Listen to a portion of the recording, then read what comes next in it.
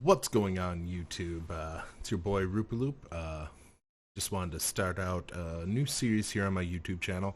I love Magic the Gathering. It's one of my favorite games to play of all time. Been playing it ever since Arabian Nights, although back in those days I was putting together like 80 card, 5 color decks with just random stuff I would pull off of whatever starter pack or boosters I cracked. It wasn't until Ice Age that I kind of started playing for real with 60 card decks, standard legal kind of decks. Everything was working together. I remember specifically in Ice Age, it was a almost what would have been a challenger deck back in those days. It was an ice cold deck, and it was all counter spells, counter magic. Got me to love playing counter magic, and nowadays I kind of took a break from Magic the Gathering for quite a few years. I didn't start picking it back up until Guilds of Ravnica, or actually Rivals of Ixalan, Dominaria is kind of when I got back into it, started playing Standard. And then when MTG Arena came out, I started playing a lot of Arena. And I've never done something very spectacular. I've never placed top 1200 in Mythic or, really done anything. But I am broke, and I do love playing free-to-play games and trying to get the most out of it. So I thought I would start a series on playing Magic the Gathering Arena for as little money as possible. Now, I do say as little as money as possible, even though my screen name here it does have a free-to-play attached to it. I will be spending some money on this, and I would highly recommend anybody who's getting into Magic the Gathering Arena to do this. These two bundles are fantastic. $5 and $15 for these two bundles. You get a combined worth of 6,000 gems, which you do not want to spend opening packs. That's why I'm going to really still count this as a free-to-play. I'm not going to be spending any money to getting packs. This is simply getting cards through draft, through daily rewards, and those sorts of things. So basically, we'll be getting our cards as playing draft and arena. We'll be getting the daily win cards sometimes. Over here, you can see I have just completed the color wheel, and I have gotten my first deck, and now it's wanting me to play 25 red or green spells to get my second deck here. So we're just starting off. I'm assuming this isn't necessarily a guide on how to do free-to-play. This is more or less what I'm going to call my free-to-play road to Mythic. We're going to see if we can get this account to Mythic at some point. I don't know how long that's going to take. I'm only probably going to be posting a few videos every week. I'm going to be trying to play as much as I can, but I do work a full-time job and have a family, so a lot of responsibilities to take care of. So I don't know if I'll be able to record every single match and game I play. I will try and record every draft I do and put it up here on YouTube. And that's what we're mostly going to be playing. We're going to be playing draft. But to give you a couple of hints on to build up your collection if you wanted to play some standard, because you do need to play a little bit of standard to get your gold levels up to the point where you can draft. Once you get, if you do choose to buy these two starter bundles, you're going to eventually run out of gems. Even if you're a fantastic player, you're going to get some bad drafts, and you're not going to be able to knit yourself enough gems to keep on drafting indefinitely.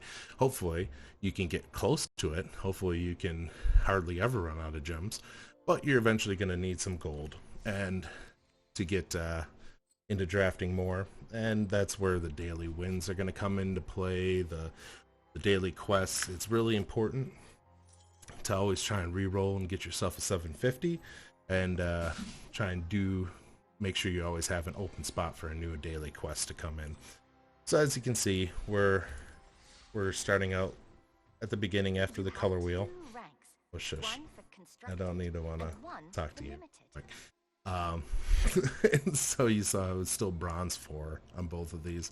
The only deck I've unlocked is the Savage Lands red-green deck that you start out with.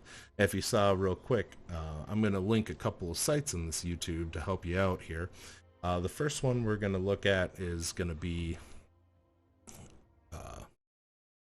Untapped GG, and that's to get the MTG Arena Companion. It's a fantastic companion that helps you out in your drafts. It helps you out getting seeing your collection and possibly building standard decks that you want to play. And then the other website that I'm going to be linking is the draftism.com MTG Arena Codes. Now these are fantastic because these codes allow you to go in. Let's say the only one that I saw that didn't work was Play Ravnica, but if you're able to copy or the Spark here, and let's shift it back over to here, go to the store, and up here, this little redeem code area, you're able to paste in Play War the Spark and hit enter. Now it's not going to work if I redeemed it, and it's going to give you 3 packs of War the Spark. And what's really fantastic about that is you end up with 37 packs. After you've completed your color wheel challenge, you go to Draftism Arena Codes, follow that link, and you'll be able to get 37 packs. A lot of these, though, are no longer playable. The only thing that's playable in Standard right now is Zendikar Rising, Strixhaven, Forgotten Realms, and Midnight Hunt. Keldheim, too. Sorry, I missed Keldheim. Those are the only playables in Standard, but the beautiful thing about this, even though you can't play War of the Spark, that's 3 packs is going to go through your little wheel here. You have 6 little dots on the edge of this wheel. Every time you open a pack, you're going to get one of those dots filled in, and every one of those dots gets you closer to getting a rare wild card. You see, after completing the color challenge, we have 10 commons, 5 uncommons, and 2 rares wild cards to work with, and that's where you're going to use those to create your own decks, to craft new cards to put into those decks. But the best ways of getting those pips unlocked are going to be getting packs. Now, to unlock basically everything, I think it's somewhere around $300 to unlock mostly every rare and rare mythic for a current set.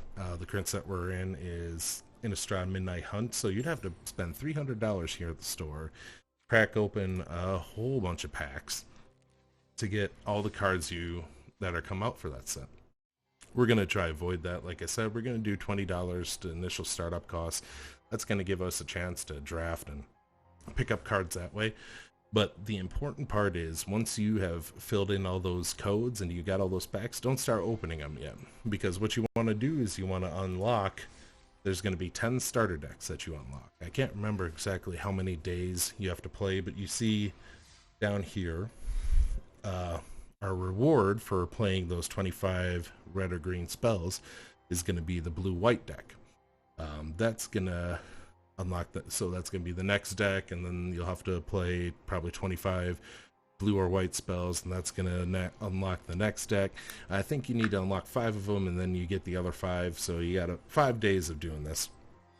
Once you've unlocked all 10 decks, that gives you a large card base to start off with just right off the bat, because those are 60 card decks, so that's 600 cards basically.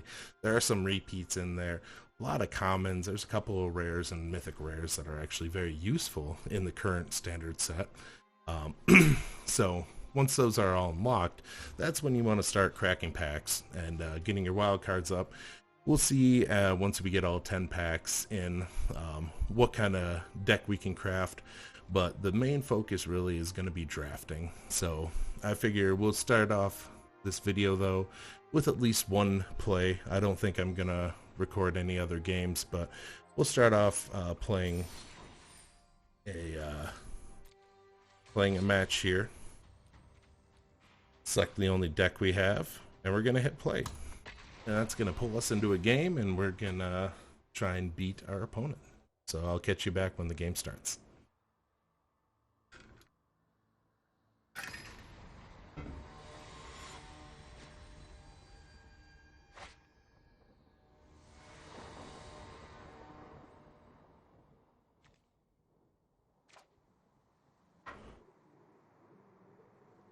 Alright, here we are.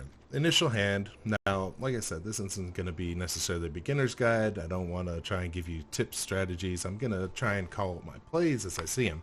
So, first thing I'm looking at, I got 4 lands. I really have no creatures, a couple of interactions, but that's not going to be good enough for me to keep.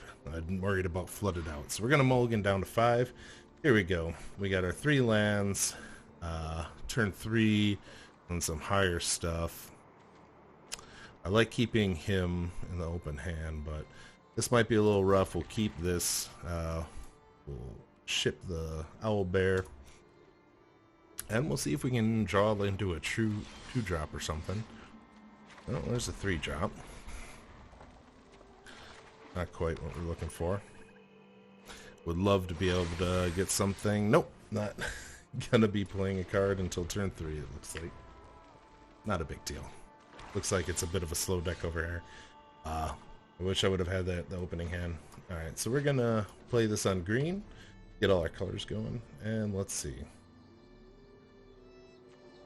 Let's get a presence out on the board. It's probably gonna get countered or destroyed right off the bat, but it's worth a shot. You need to start developing the board here. Yep, saw it coming. Well, that's one less counter magic that they have to be putting in the deck.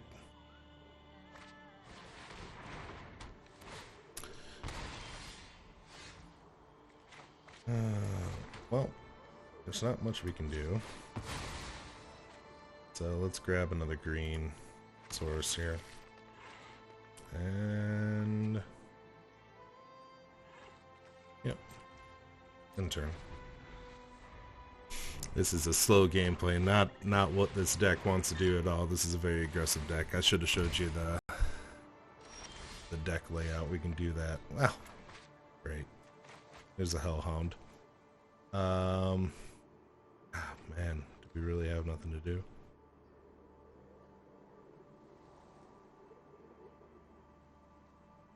Yeah, let's ramp. Yeah.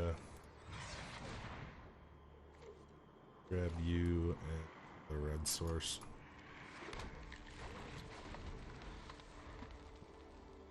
They're also leaving up counter magic, so we're gonna try and foretell. $5 says that that's a saw coming.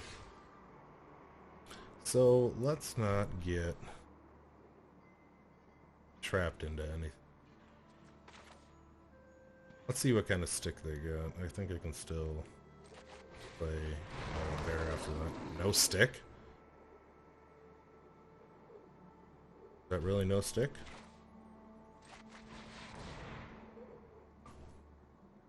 Why did that auto pass? That was interesting. Murder or poison the cup?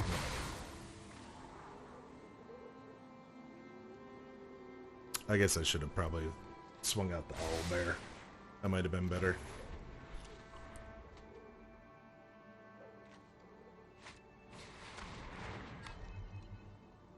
Well, okay. Have to worry about counter magic.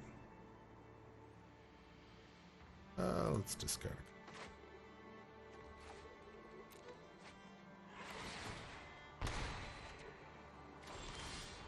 All right.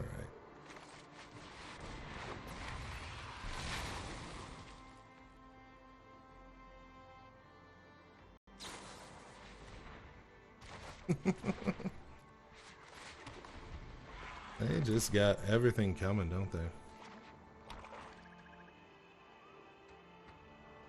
They're definitely going to leave up some counter magic to deal with that coming back down.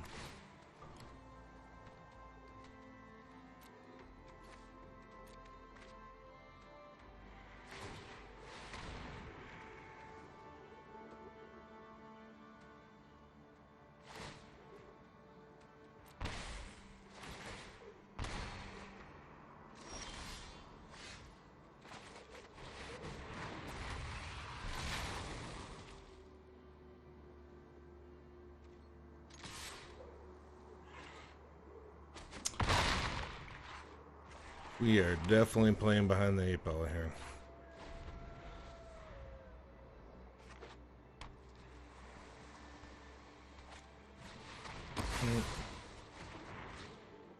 more removal.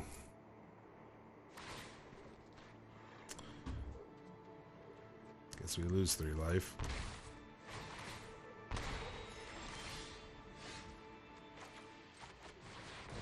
They just have removal for days. Well, you can draw a card.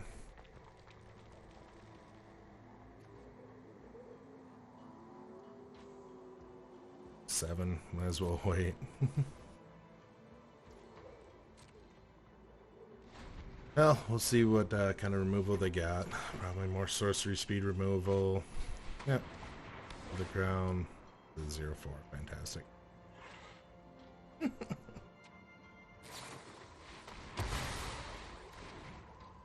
I don't understand that, but play it all.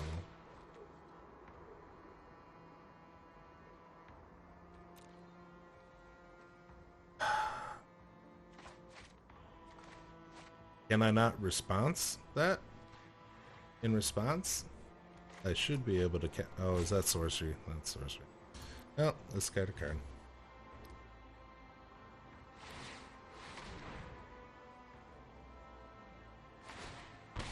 This deck is working very well. It's doing... oh my god. There's not much we can do here. Yeah, that's basically game. No point playing that out. They still got 3 cards in hand. They're at 23, we're at 4. I don't think there's anything. It's had too much good spot removal. Ooh, I should have played that card that would get closer to the game. So, that was a fast one. We stunk it up. That was not well done at all. Yeah, we still got a few more games to play. So let's queue up another one. I do recommend going with play and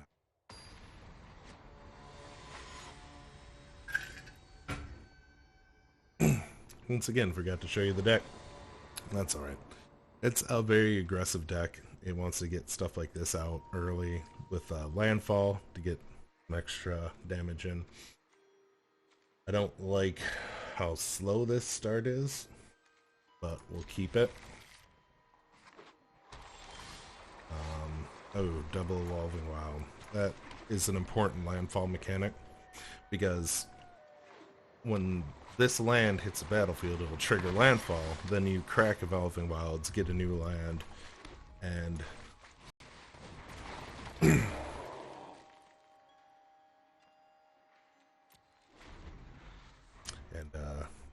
boost it up a little bit. So I'll show you here.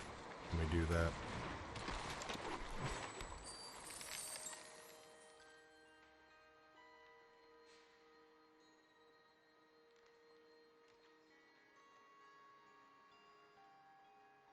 So this is Rakdos deck. This is red-black, and they're all about trying to sacrifice creatures. No blocks for that. You can get in your point of damage. I was really expecting him to have something to sacrifice. So, we're going to play our Bushfire Elemental. We're going to drop Evolving Wilds to give these guys +2/+2. We're going to crack Evolving Wilds. Grab ourselves a Forest. And then we're gonna all attack for 10 points of damage. They really can't handle that again, so they're gonna have to hit a little bit of removal. And with 3 mana, I don't think they're gonna be able to remove both. We should be able to get in with at least 5 more damage.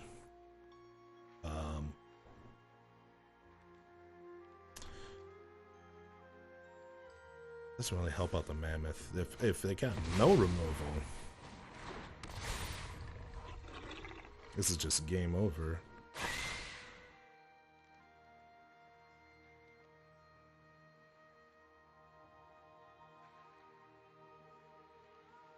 I'm targeting it with something. Don't know exactly what.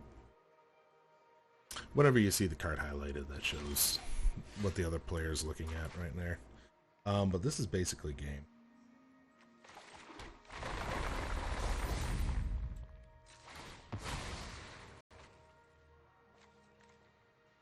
Source. And we're gonna all attack it. Next. He'll block something. Um,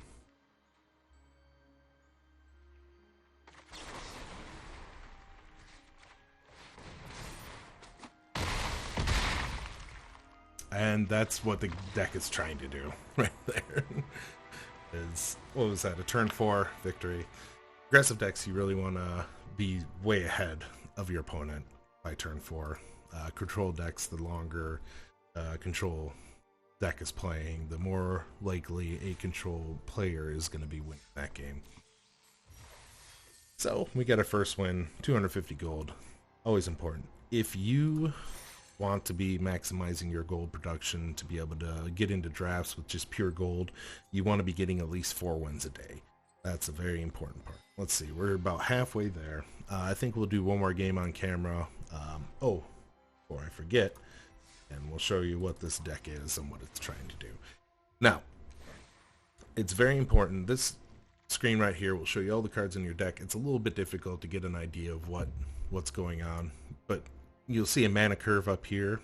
Each one of these ticks is 1 mana. So that's this Akama Hellhound, 1 mana. 2 mana for the Hobgoblin, that's that, and so on and so forth. To make it a little bit easier to see what your mana curve is, I know a lot of you might have seen other videos where players are talking about mana curves. So the mana curve, if you go up to this button, change deck layout, it'll show you all the cards, actual face value of the cards, and put them in the mana curve. So you can see that we are really high in our 2 and 3 slot, where you're going to see a lot of decks come out. And oh, my face is right in the way, isn't it? Hold on. Give me a second.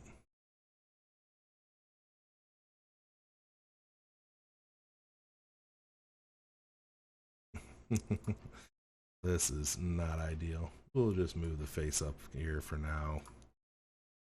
I am not a professional streamer in any way, shape, or form. Okay, that's a little bit better. So, you can see the mana curve. 1 drops, 2 drops, 3 drops, 4 drops, and that's 4 mana. So, if you want to be building your own decks, which I don't recommend right off the bat, if you're a new player, if you're just starting to get into Magic the Gathering, net decking is a term that gets used a lot. I would use net decking, which is just the process of going to the internet, finding established deck. The Mythic Championships just happened a few weeks ago. You can easily find online what the top 10 decks were of the Mythic Championships, and that's the highest rank. Now, those are the little highest rank of play there is, and that's a little skewed. Was it Mythic Championships or the World Championships? Not 100% sure. It's a little skewed because it is a smaller pool. When you're dealing with Magic the Arena, you're going to see all sorts of decks out there. You're going to see things that you haven't even heard of. I love seeing those kind of decks. I actually will go and be like, okay, I kind of want to build that, start looking at the pieces I actually saw while playing it, and try and make it myself. But net decking is a great tool to use when you're first starting out because you can find an established deck that works. It has a game plan. You can execute that game plan and it can win you games. These starter decks are fairly good when playing against each other.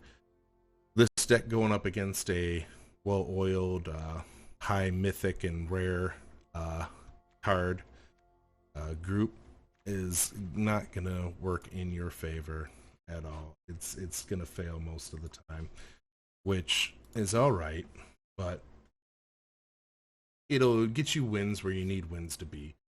But what you're really looking for is to save up on these wild cards and create a lot better deck for yourself. So that said, that was a bit of a rant. Let's get into one more game here. And self back down over here. We'll get one more game in. I don't know if we're going to be able to play 13 green and red cards, but we will try.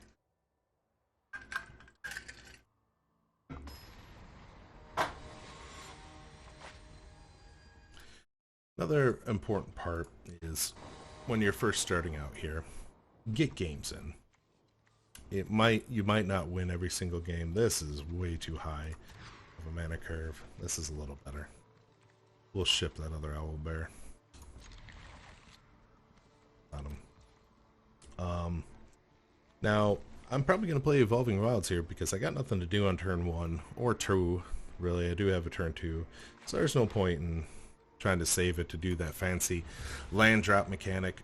It is fun, but and it can win you games when you have the pieces immediately available to you. We're just going to adjust this a little bit.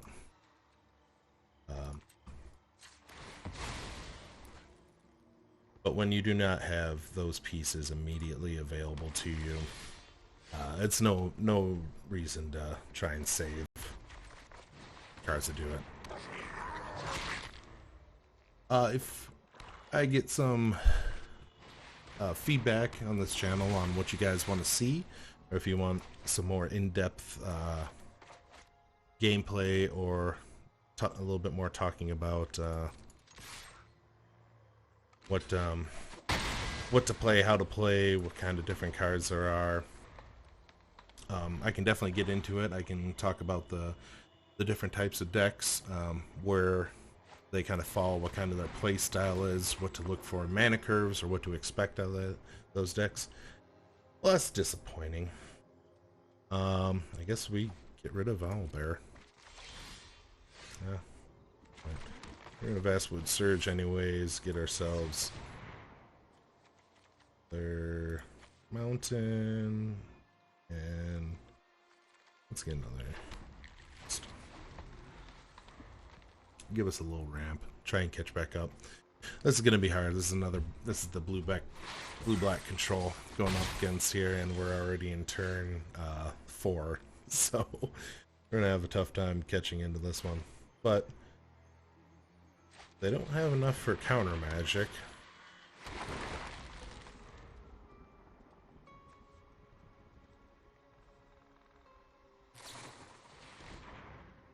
It doesn't look like they have removal. I don't know.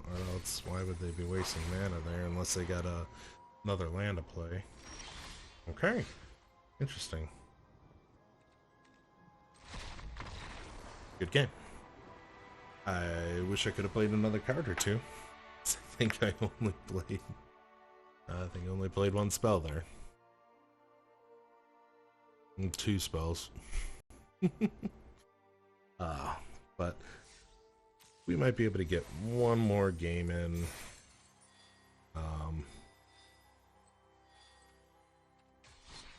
I wasn't planning on doing all the games for this, but we might as well end it up. Anyways, yeah, if I get any feedback, if you guys want a little more in-depth on what type of decks there are, what kind of archetypes you might want to be playing, I can definitely get into those. I will be talking about them a little bit as we're playing. I just won't probably get too in-depth. I really wish we had something to do on turn 2. Really wish we had something to do on turn 2. I'm not going to get mulligan down further. We can at least remove a creature. Unless, hopefully we draw into a turn 2 creature, or turn 3 creature even would be nice at this point.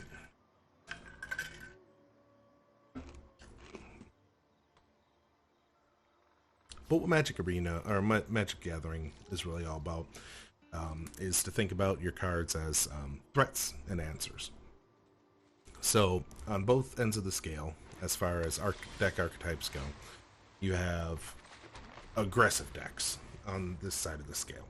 And those aggressive decks want to have more creatures, more things that'll do damage to your opponent.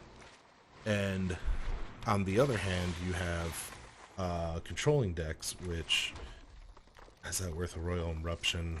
I don't feel like controlling quite yet. We'll save that, maybe go into face. Whereas control decks will want to have more answers. They'll want to be able to destroy more creatures. They'll want to have things to keep stuff off the board. That is okay, 60. Yeah, that's. You also want to try and keep your decks as close to 60 as possible. Really, 60 is a magic number. You want to keep it at. But anyways, control decks will favor more answers than threats. They will have a couple of threats to actually win the game, because you can't win the game just by destroying your opponent's creatures. I suppose you could if you had a mill plan to make them discard their cards, because let's see, there's bringing your opponent's health total down to 0 is one way to win. The other way to win in Magic the Gathering is making your opponent draw a card when he has no cards to draw left in his deck, which is called milling. You're trying to get rid of all those cards. That's another way to win. And then a third way is some sort of game mechanic. It'll say target player loses the game if target player, or this player wins if. So those are your main ways of winning. Aggressive decks are trying to win. Like I said, usually around turn 4 or 5 is where they start to lose the initiative, not be able to win easily. Whereas we do this, no, we drop land, go attacking.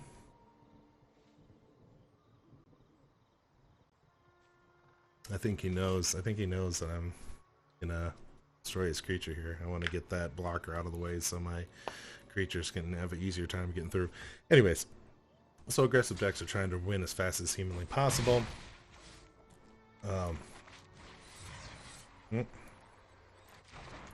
Stop it. Control decks are trying to make the game last long enough for them to put their big threats on the board and win the game. He's just going to keep doing that, isn't he? Oh, that's fine.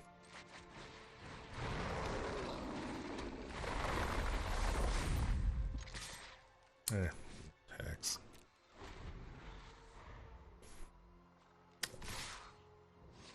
I suppose I could, let's get...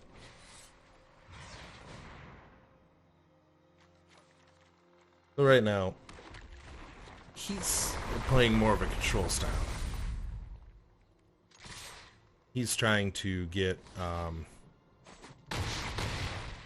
he's trying to defend himself with these big blockers to keep his health up high while whittling me down. So it's almost like a, this will be fun.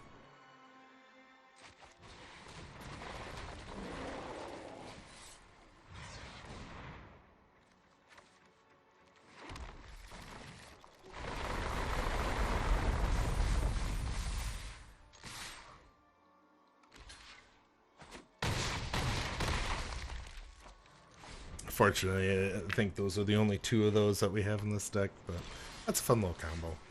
Alright. Let's see if we can draw anything. Oh, we got a land. That's what we're really looking for. Just keep pushing in as hard as we can. He's able to block something every turn, but he should really... Oh, he can't block that. Ooh. So I get rid of that. Actually, for some mana, we can just kill him next turn with Royal Eruption. No point in getting greedy.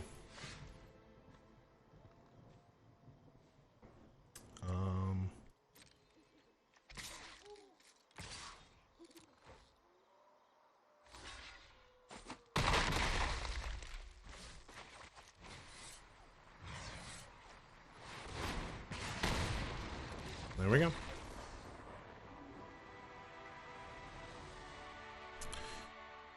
So that's all we're trying to do. We're just trying to bring the health total down to 0. We might get into some decks that'll actually have these condition wins later on. I don't know. They're not very popular. They're not very strong in the metagame right now. But hey, there we go. We unlocked our next deck. So that's going to be it for tonight. We're hitting right around 35 minutes for this recording. Hopefully I can shave it down a little bit, but you guys have a great night.